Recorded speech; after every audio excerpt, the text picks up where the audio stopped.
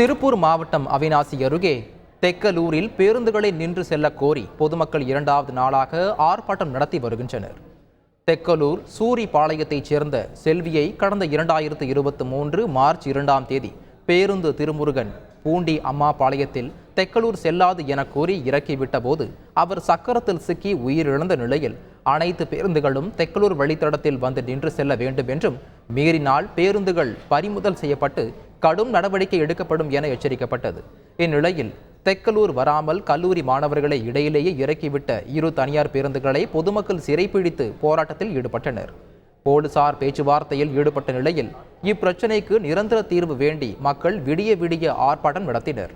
தொடர்ந்து அப்பகுதியினர் மீண்டும் போராட்டத்திற்கு அமர்ந்துள்ளதால் பரபரப்பு நிலவி வருகிறது.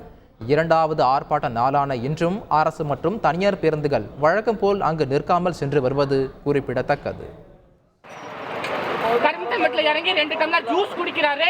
இங்க வந்து இறங்கி எங்களை விட்டுட்டு போக முடியாதா? நான் ஒருத்தனாமா, அதனால இறக்க முடியாதாமா? ஊர் பேர் மென்ஷன். தெக்லூர்ல வந்து இறக்க முடியாதாமா? நான் ஒருத்தன் தானே இருக்கேன். என் ஒருத்தனுக்காக பஸ் கீழே வராதா? விடுங்க விடுங்க.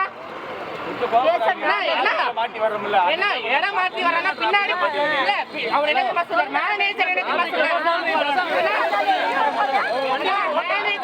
சொல்றாரு? பின்னாடி கவர்மெண்ட் பஸ் வருதா, அதுல ஏறி வா அப்படிங்கிறாரு. செய்திகளை உடனுக்குடன் தெரிந்து கொள்ள உடனே சப்ஸ்கிரைப் பண்ணுங்க.